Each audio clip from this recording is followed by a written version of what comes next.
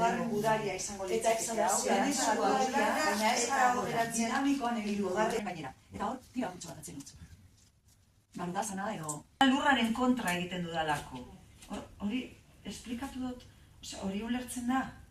Alde dago malgua, begiak itxi, ez? Kanpoan ez dago ezer, dana barruan dago. Nola dagoen zure barreneko? Ezberdina da, ez da? Eta ex, ez? Azkena, hartu oina eta ekarri oina gora. Eta hemendik lehenengo gudaria ekarri. Gora, inhalazioan.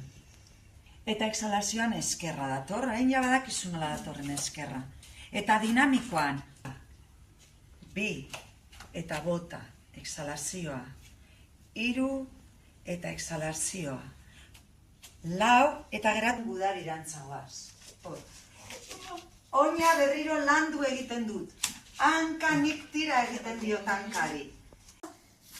Eta exhalazioan eskua bularrera eta gora.